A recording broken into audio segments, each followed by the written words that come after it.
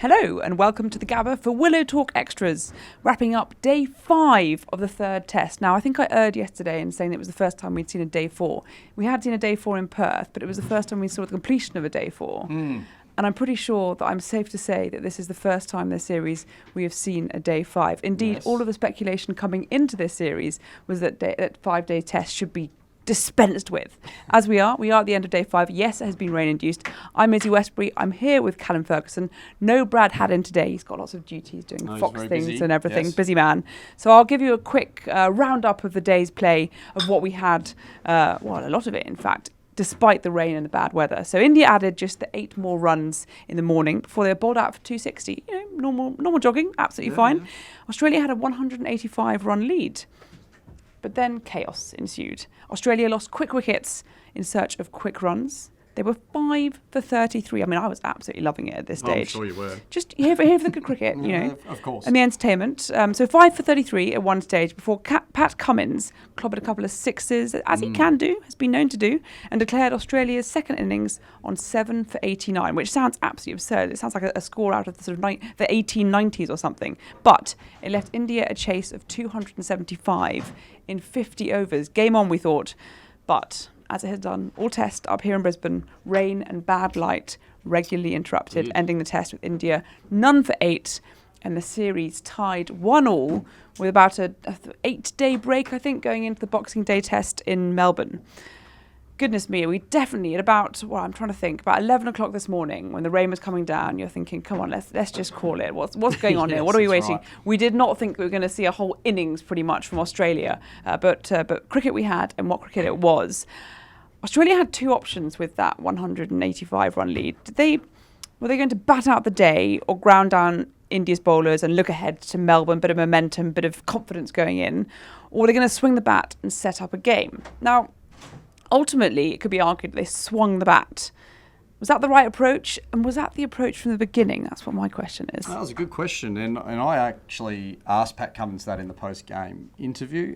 He was adamant that they did go out there with the intent to set up a run chase. I mean, you would say that, wouldn't he? Well, yeah, I mean, when you're 5 for 30. But certainly they showed intent when I think Usman came out, played a couple of nice shots.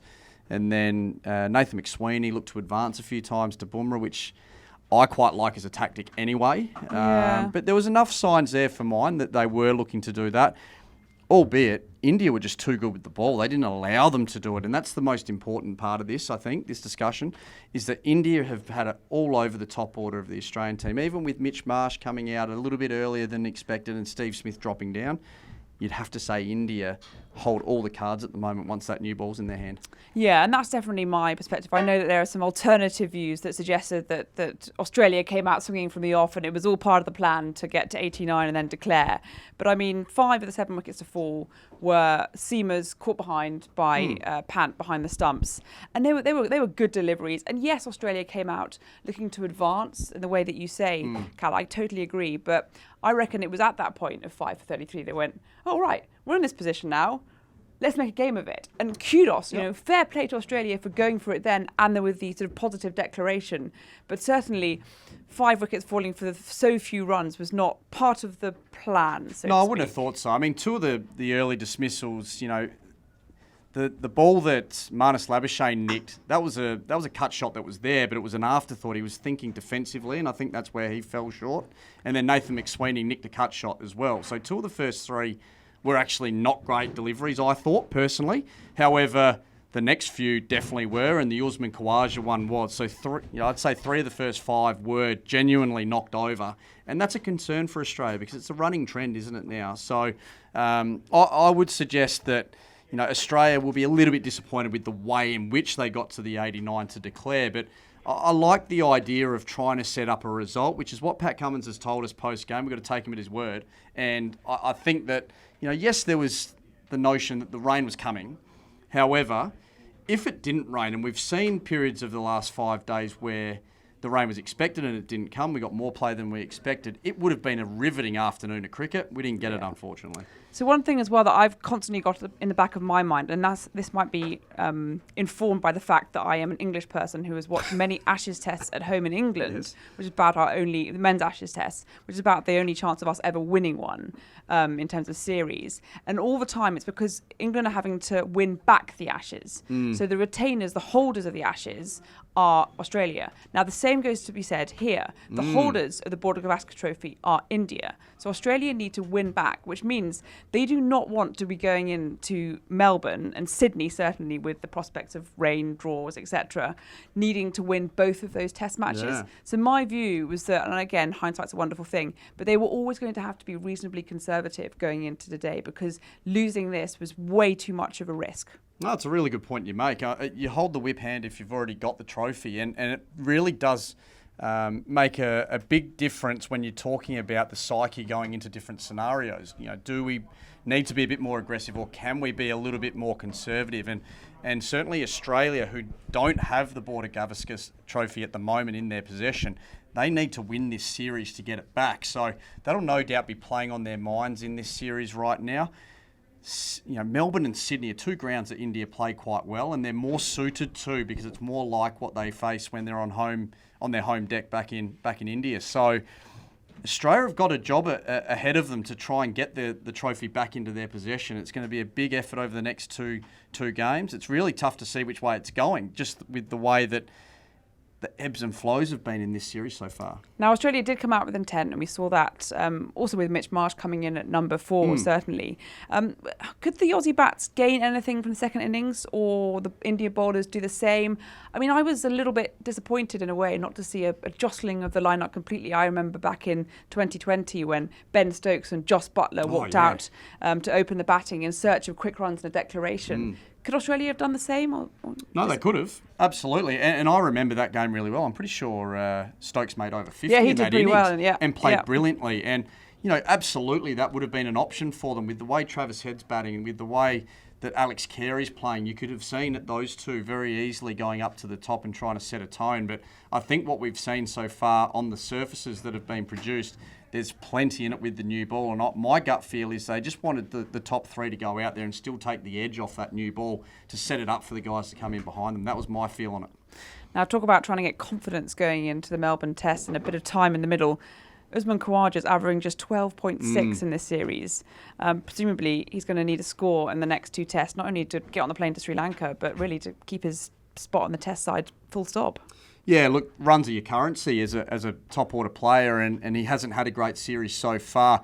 We all know the quality of the player, so it wouldn't be a surprise at all if he bounced back in the next 2 test matches. However, he's had a really tough time of it against the new ball, and I say that most of the top order players across this series have had a real struggle. Jaiswal made 150 in one innings. KL Rahul's the standout at the moment. He's the one flying the flag for the top order players at the moment. He's playing late, he's playing straight, and still looking to score the minute there's a loose ball. So that's, I think, the roadmap for most of these top order players. And Usman's no different. He is under pressure at the moment, and he needs some runs to hold his spot going into the next series because he's probably got two tests now to get a score on the board. Now, talking of top order players, I might expand the definition somewhat to the top 6 because Travis Head, I mean, he is a man with momentum. He's scored 406 runs so far this series. If you add up all the runs scored by all the others in Australia's top 6, they get, Head has 409, they get to 410, the rest of them all together. So they've all scored collectively just 1 run more than Travis Head. He is a gun for Australia at the moment. Question there though, a bit of a concern because we did pick up that he's tweaked something possibly in his groin, feeling a bit sore from what we understand. Surely Australia can't afford for him to be going down before Melbourne. No, they definitely can't. And I think, you know, a lot of those 400 that the rest of the team have made have been by Alex Carey batting at 7 as well potentially. Look, I would suggest that Australia are doing everything they possibly can already to make sure he's ready to go for that Boxing Day test. It's a decent gap between tests, so hopefully he can get himself right because they can't afford to lose that higher percentage of their series runs so far. Otherwise, they're going to look really vulnerable going into this next Test match and the one after if he was to miss 2. I mean, is there even a question that I could pose of can Australia win without Travis Head? Yeah, I think they can. Look, I've got a good sense for the players that are coming in behind. I think there's still some quality still to come into this lineup if he was to go down. It is, though, enormously concerning. You lose a match winner like Travis Head out of any lineup and you're vulnerable. I can still see Australia winning, absolutely, but India will certainly feel like there's blood in the water with the way the top order's going for Australia. Talking about one-man wonders, Head for Australia with the batting, for the bowling with India. Jasprit Bumrah now has 21 wickets in this series today. We've only played 3 tests. He was denied his sort of first 10 for really, I think, by the declaration, 7 wickets down by Australia. He's got 9 wickets in this match, overtaken Kapil Dev for the most test wickets by an Indian in Australia. The rest of the bowling court, so Bumrah has 21, the rest of the bowling court for India have 26 wickets between them. So again, it's becoming a sort of one-man wonder series. Travis Head won the man of the match for this match. He made his century, 152. Then 17 in the second innings. Bumrah with 9 for across the 2 innings. Was he hard done by there? Oh, look, it's tight. I think any time that you see someone make an 150 on a wicket that's offering a bit, I think that's always a huge performance. And look, to be honest, I think in the past we've seen bowlers dudded. Definitely the feeling has been that batters, the runs required to out-trump a bowler has been too weighted towards the batters. So I do feel like Travis Head deserved this award, but Jasprit Bumrah wasn't far off it. The main reason I say this, the Australians were driving that game throughout the contest, and I just lean that one towards Travis Head. So the Australians were driving the game throughout this whole series, and certainly if you could talk of winning draws and losing draws, you'd imagine that was a winning draw for Australia. Yeah. But we saw sort of celebrations in the India dressing room yesterday, having saved the follow-on. Going into Melbourne and thinking about how important that match is, who has the momentum? Look, I would say Australia, but with the injury concerns that they've got, I'd sense that India will feel like they're right in this, and particularly because they're going to Melbourne and Sydney, which are 2 wickets that I would suggest historically would lean towards being a little bit more similar to what they get at home, the Indian side. So no doubt Australia playing at home still have the advantage on that front. However, I think coming off the back of this one, the injuries to Australia and the niggle to Travis Head on top of Josh Hazlewood would just have the momentum levelling out. Otherwise, I would have said if it wasn't for those injuries, Australia hold the whip hand. Now, before we move on to the final segment of the Secret Cricket Club questions, one thing that we have to mention, because it's just come across as sort of breaking news as we're recording this, Ravi Ashwin, who wasn't playing in this test but did play in the Adelaide test, has just announced his retirement from all international cricket. I'll run through some of his stats here. 537 test wickets. I think he was the fastest to 500. He's got the most fivers behind Shane Warne, Matthias Muralitharan. He's also got 6 test centuries to his name. Yes. And joint most player of test series awards across tests. He's such a gun for India. I mean, A, why now? And B, what kind of a loss is going to be for India going forwards? He's going to be an enormous loss for the Indian side. What a superstar Ravi Ashwin has been in international cricket and on the entire landscape of international cricket, not just in India. He's played well around the world. He's certainly been a bit of a trailblazer when it comes to the way we look at the game, and you've only got to think back a few years ago to him almost taking the man-cad mantra on his own back and really charging forward with it and saying, no, why is this an issue? You know, I love that boldness and the trailblazing that he's brought to the game, and I certainly think that as a competitor, Australians here look at him and think that is a fantastic cricketer and a fantastic character in the game, and he's always been held in high regard. So I've loved the way he's gone about it. He's a great competitor. He's in the batter's face, and then with the bat, he never takes a backward step. So he's held in really high regard here in Australia and worldwide, and the international scene is going to miss him badly. I saw Nathan Lyon and Ravichandran Jadeja having a little chat in the stands afterwards, presuming discussing the ins and outs of spin bowling. Where does our Ashwin rank in the pantheon of great spin bowlers? Oh, he's right at the top of the tree with the greats. You know, obviously, finger spin is a really difficult art outside of Asia, but he's competed so well around the world, and I think he's right up there in the top few. You know, he and Nathan Lyon have almost traded blow for blow throughout their careers, so you know he's right up there in the top 5 or 6, I'd have to say. And the fact that he also performs so well with the bat as well, he's always offering something to his team. I just think what a competitor. And just the kind of guy you want in your team as a captain, because he's always putting his hand up in the big moments. Well, I, for one, hope that we don't lose him altogether from international cricket. He might not be on the pitch, but he's such a great thinker and speaker of the game as well. I can imagine him being around, whether it be in a coaching capacity or mentorship, etc. Just a great thinker of the game that I've really enjoyed watching over the past few years. So long may that continue in whatever form it may be. Right then, on to Secret Cricket Club questions. I love this bit. Yes. Mitch asks, and this is the pertinent question, who gains more confidence from this result heading into the next test? Yeah, like we were saying just before, I feel like the Australians they had the whip hand in this game, but going into the next test, if we're talking about momentum into the next test, Josh Hazlewood out and Travis Head with a niggle, I feel like it's levelling out a bit. So again, we're 1-1 in the series. Both sides have had a dominant test match. Whilst Australia were dominating this one, I think those injuries have left them a little bit vulnerable going into the next one. So I feel like India won't have lost too much confidence. We saw them celebrating getting past the follow-on. It's never really been something to celebrate as much as it probably meant that the Indians were less likely to be vulnerable to a loss after being bowled out on a tricky wicket here. So you can kind of understand why they celebrated it, but it looked a bit over the top for mine. But they'll take that as a win, and certainly what we saw on the last day was, all 3 results possible on the back of it. So, I feel like it's a very level series as we speak, and there's not really a swing of momentum either way right now. I reckon because India did not lose here, despite being dominated in most aspects of this match, they've got to be the more, I don't know, that kind of glee that you get of having got out of jail free card almost going into Melbourne. But whether that lasts for the next week or so, yet to be seen. Rory asks, was the decision to bring Hazlewood straight back in a poor one now that we know the extent of his injury? Good question. So he was ruled out of the Adelaide test with a side strain. Yeah. And then the reason that he's now out of the series is apparently a calf injury. That's right. So 2 different injuries, but does one lead to another? It's a good question, because if it was a left calf and then in Adelaide and then you came into this one and your right calf went, you could easily say that one was compensating for the other.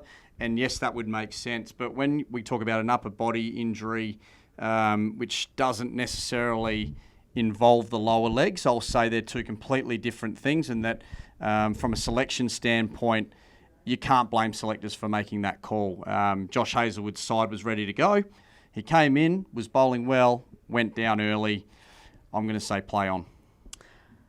From my perspective, I've seen he's played only half of the last, 30-odd tests from Australia. He is in his mid-30s, a lot of toil on that body. It's almost a bit like you've got a creaky old house and you find you've got a leak in the roof somewhere. Then suddenly you've got issues all over the place. Yes. It's not just one thing. It starts unveiling a whole sort of horde of others. So maybe there's something in that. Okay. I'm just speculating there. No problems, but we hope he gets better in the meantime. We don't want to be agreeing on everything here, Izzy. No. Of course, that'd be boring. Sam asks, has there ever been a series with bigger momentum swings than the ones we've seen across this one and within the first 3 tests? I mean, that is a really cracking question. I'd say no. Oh, Sam, I'm with you. This has been incredible viewing, whether it's been day to day or session to session. It's been phenomenal viewing and great drama, and it's exactly what we love about Test cricket. And it's just been on steroids this series. It's been fantastic to watch. So long may it continue in Australia's favour. I'm here for good cricket, neutral cricket. Of course, unbiased. Yeah, you are absolutely. Kev says, Sam Constas, the young gun from New South Wales. Sydney Thunderboy. He has to come into the side. Boxing Day debut, ? Ooh. Now, he scored runs in the India A match. He did. He scored runs in the Sheffield Shield. He got 50 last night as we speak for Sydney Thunder in his Sydney Thunder debut in the BBL. Yes, that's right. And also the fastest 50 by a Thunder player. So he's A, good, and B, in form. Oh, he's a star. He's an absolute star, and I can't wait to see him in Australian colours or with the baggy green on his head. I'm not sure right now is yet his time. I think that we still, Nathan McSweeney, we're still finding out about him, and Usman Khawaja deserves this series. But he is right on the cusp. He's put his hand up and said, pick me, and he's just knocking on the door. I reckon he's really close to bashing it down. Let's just see at the end of this series, I think, or after this next test match, whether that opportunity is to come in this series or not. I reckon he's on the plane to Sri Lanka. I reckon he is too. Yeah, there we go. Navjot asks, should Carey go to number 6? He can score big runs, but needs to go up. And does Pat need a rest in Sydney? Oh, gosh, lots of questions there. Yes. I've even heard a question of whether Carey should be opening. But yeah, I heard Carey's someone talking about that earlier. Look, Alex Carey could bat 6 for mine, the way he's playing at the moment. I actually think that we should be talking about Alex Carey as a batsman across all 3 formats, potentially. Obviously, he's wicket-keeping now, but he's playing as well as anyone around the country at the moment. So I feel like he could bat 6.